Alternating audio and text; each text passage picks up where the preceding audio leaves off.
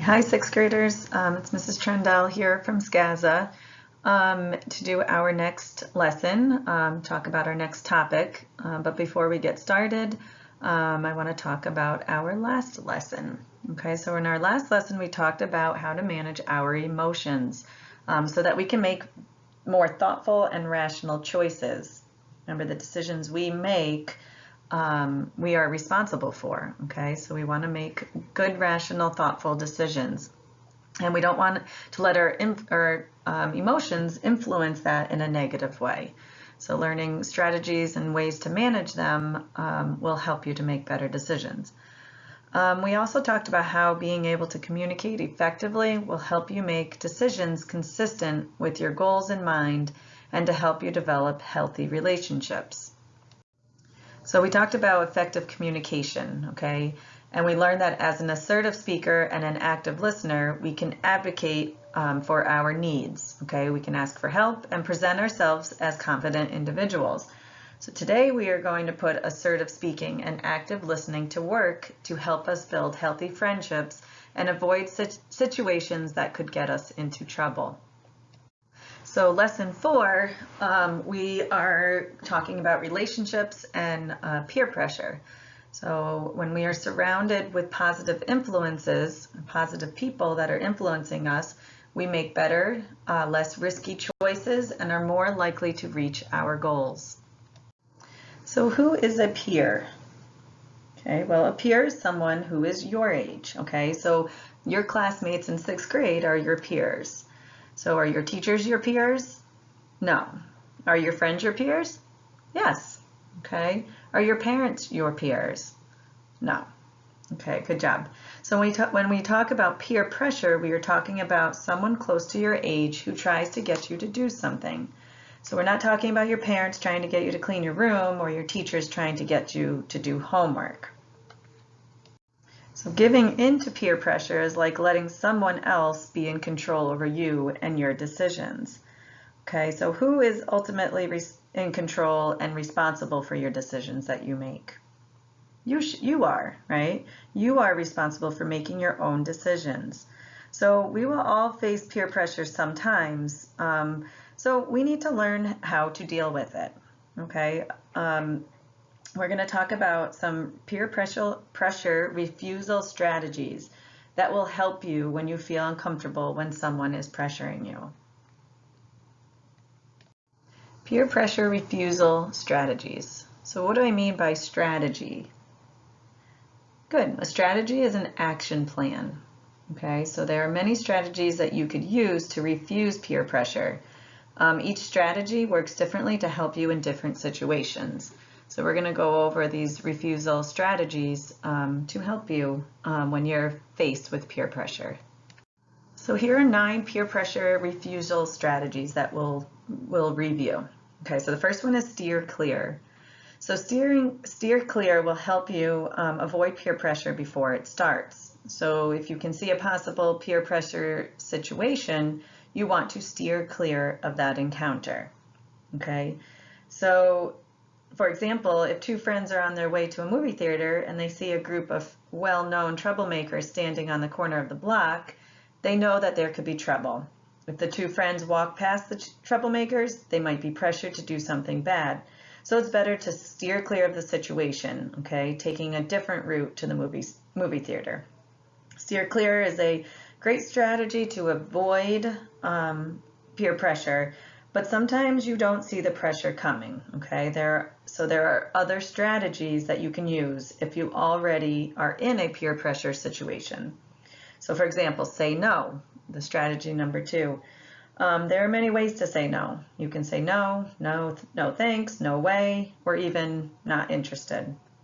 So what tone of voice works best when saying no? Okay, so think about what we talked about with being an assertive speaker. Okay, so you got to have an assertive tone of voice. You need to speak up, right? You need to also show your body language that what you're saying is what you mean by standing tall, looking them in the eye. Okay, so it's very important that your body language and your tone of voice match what you are saying. So they know that you are serious. No means no. Okay, how about the next one? Walk away. So think of a safe place to go, and start walking there. Okay, so leave within 30 seconds to get out of that peer pressure situation quickly. Okay, that can work sometimes. It might not work all the time. How about ignore?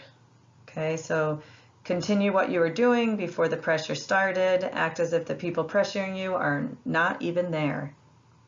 Broken record, the next one. How about repeat the same thing over and over? I don't cheat, I don't cheat, I don't cheat, for example. If you say it enough, the person pressuring you will know that you are serious and hopefully give up. Okay, how about better idea? So suggest something better to do. So this strategy works best if the person pressuring you is a good friend and you don't want to lose the friendship. Okay, so you can say, wait, I have a better idea. Let's go play baseball, shoot hoops, go to the mall, or play video games. So the possibilities are endless. Okay, so think in your head of a better idea, a safe, healthy, and fun activity you can do instead. Okay, so when you come up with a better idea, you'll be amazed by how your friends will follow your lead. So this way you can avoid trouble and help your friends avoid trouble too. So instead of giving into pressure, be a positive influence. Okay, make an excuse. So don't lie, okay, but think of a legitimate reason not to go along with your friends. So you could say, I have a lot of homework. I need to go. Or I have to go straight home. My mom calls to check on me. Make your excuse believable, okay? So you wouldn't want to say, I have to go home and babysit my little brother if you don't have a little brother. Okay, so make it believable. Your excuse is believable. Reverse the pressure. Okay, so you could say, why are you pressuring me? If you were my friend, you wouldn't pressure me this way. This puts the pressure back on the person pressuring you. So this strategy is effective because it puts the pressure back on the person that's pressuring you instead of the other way. Okay, the last one is state the facts. All right, so to state the facts, tell the person pressuring you the possible consequences of that decision. So you're stating the facts of the consequences that could happen.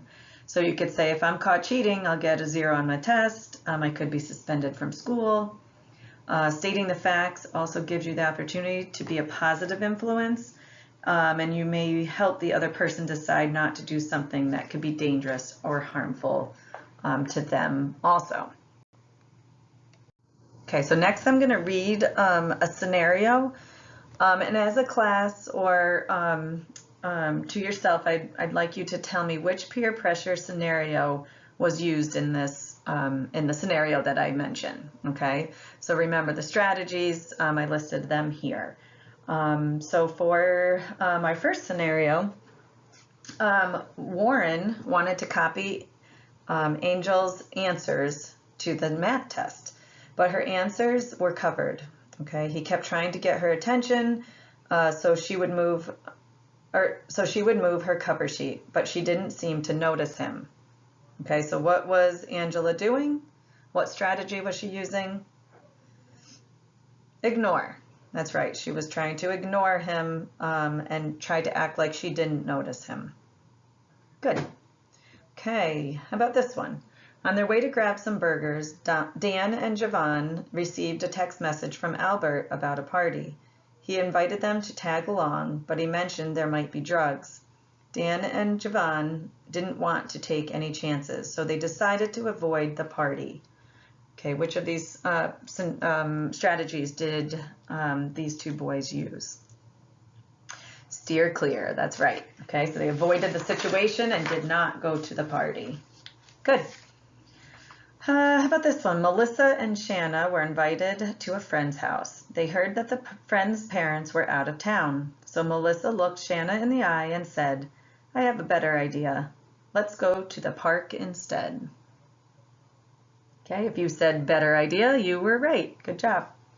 They gave a better idea of something to do. Okay, good. Joanne and Pam were shopping at the mall when Joanne saw a ring she liked. She said, "I want that ring, but I don't have enough money to buy it."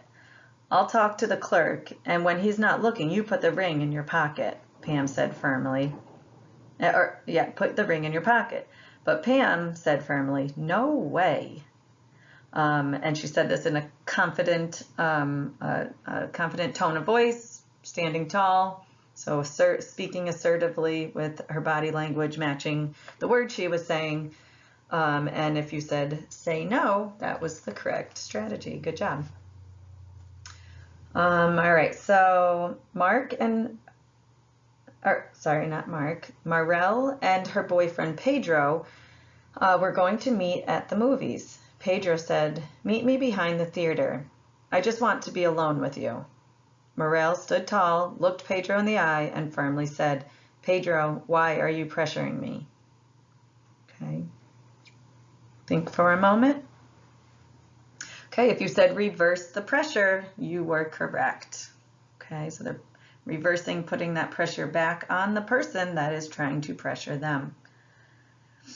Kind of calling them out for what they're doing. Okay. Glenn wanted to skip baseball practice. He said, "Hey Brad, let's skip practice and head over to the diner for milkshakes." Brad turned around and walked into the dugout. Okay. This situation, they used the strategy walk away. Okay. He knew what the right thing was to do. He knew he had to go to baseball practice, so he just walked into the dugout. Okay, how about this one? Dylan walked into the boys' locker room after PE class and saw his friends Ryan and Alex using drugs. Ryan looked at Dylan and said, "Come on, man, try it. It's no big deal." Dylan stood tall and said, "Don't you know that using drugs can cause brain damage and even kill you?" Okay, so what strategy did Dylan use? So he was stating the facts. So if you said state the facts, you're correct. Okay, he stated the facts that drugs can cause brain damage and they can kill you. All right, next scenario, Sally was at Jane's house. Jane's parents weren't home, so Sally thought it would be fun to invite a bunch of friends to hang out. Jane said, "I don't want to go." Sally pressured, "Come on, Jane, your parents will never know." Jane repeated, "I don't want to," Sally, and then Sally taunted, "You're such a chicken." Jane firmly stated, "I do not want to." Okay, so she said it again, "I don't want to, I don't want to." Okay, what do you think? If you said broken record, you are correct. Okay, so the next scenario, George said, let's spray paint my neighbor's house tonight. He's mean and no one likes him." Alberto replied, "I can't. I have karate practice." Okay, this person was making an excuse.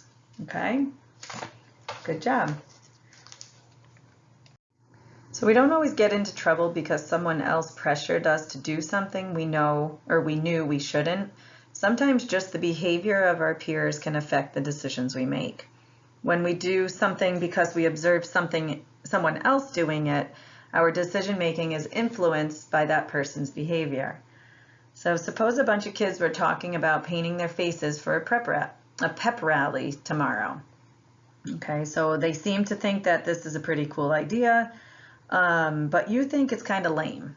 You would rather show your school spirit by wearing clothes that represent your school colors. So the next day you arrive at school with a painted face, only to find that none of the kids painted their faces. You are embarrassed and wish you had stuck to your own plan. Okay, so did anyone in the situation pressure you to paint your face? No. So what pressured you in that situation? Well, wanting to fit in, right? So what do you think may have happened if you suggested an alternative to painting your faces for school spirit? Well, they may have liked the idea, right? So the other kids may have been influenced by your idea. Okay, a friend indeed. you and your friends can be a positive influence on each other. Okay, you choose your friends, right? So hanging out with people who have positive qualities can be one of the best strategies to avoid negative peer pressure. So good friends will look out for you and will want to help you stay out of trouble. If you hang out with people who usually make good decisions, you are less likely to be pressured to do things that you don't want to do. So what are the qualities to look for in a person who is a good influence? You're going to look for someone who's respectful, trustworthy, fun, understanding, and supportive. Okay? So friends use positive peer pressure to help other friends make good decisions. Do you think it's possible for one person to have a positive influence on several peers to make better decisions or choices? Yeah. So think about how you are influencing the people around you, your peers, and your friends, and think of the positive ways that you can influence them to make better decisions. So friends who encourage us to make healthy decisions help us stay focused on our goals. So surround yourselves with people that are going to be good influences on you. Okay. And think about the peer pressure strategies, refusal strategies that we talked about. So when you're faced with a decision or a situation where you're being pressured into doing a decision, making a decision that you are not sure about, you can use those strategies to help you. So that's the end of this lesson. Here's our SCAZA website or email. So if you have any questions or comments, you can send them my way. And have a great week.